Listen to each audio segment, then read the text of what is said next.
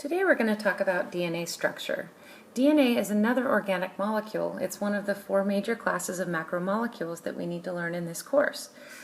Just like the other macromolecules, DNA is a polymer that's made up of many smaller parts called monomers. And in this first segment, we're going to look at the structure of that monomer, which we call a nucleotide. So the first part of that monomer is deoxyribose. It looks a lot like that ribose molecule you had to memorize with the pentagon shape. It has 5 carbons attached to it.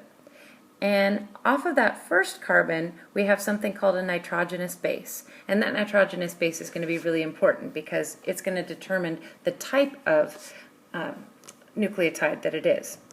And off of the 5th carbon, we have a phosphoric acid, also known as the phosphate group. This entire thing together is referred to as the nucleotide. Now there's 4 types of nucleotides. There's adenine, thymine, cytosine, and guanine. And those 4 types of nucleotides, they bond with each other. The adenines will bond together with thymines, and cytosines will bond together with guanines. They tend to work nicely in pairs.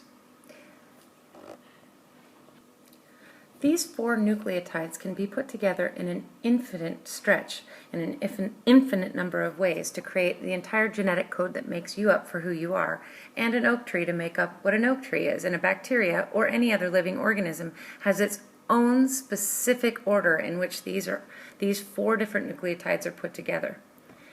Now we're going to take a look at how the nucleotides are put together to form an overall polymer. So each one of these nucleotides can bond together with another nucleotide, and the bond that forms between them is a covalent bond, and that bond happens between the phosphate group and that 3rd carbon off of the deoxyribose. And then if you can just infinitely put them together for thousands and thousands and millions of nucleotides. Well, that's only one side of the picture, as it turns out that it creates what's called a double helix, and we'll take a look at that here in a little bit. But a double helix has to have 2 sides to it because it's double. And so to get both sides together, we get what's called complementary base pairing. And in this complementary base pairing, you have another side to it. It's complementary and kind of upside down, a mirror image of the original strand. And when you get the bonding, it happens specifically in the nucleotide order that was mentioned before. Adenine will always bond with thymine and guanine always with cytosine. And if you notice those dots between the two, it's because those are hydrogen bonds.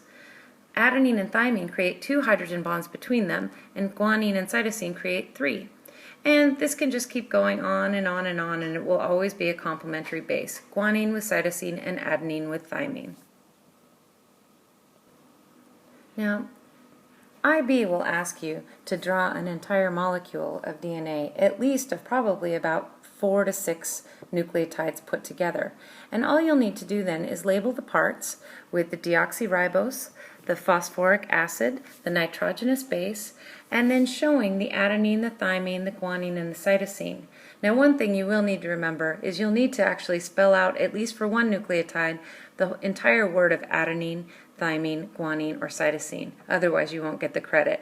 And the hydrogen bonds have to be shown with dots. And you probably should also label the covalent bond, which needs to be a solid line. When it's all put together, the DNA creates what's called a double helix. That means a double spiral, or a 2-sided spiral.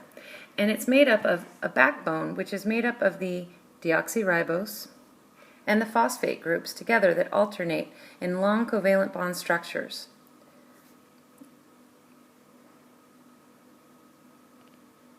And the rungs of that ladder are made up by the nitrogenous bases of the adenine and the thymine and the cytosine and the guanine. And those will go on with different nucleotides in different orders depending on the organism. And that's it. There's DNA, double helix.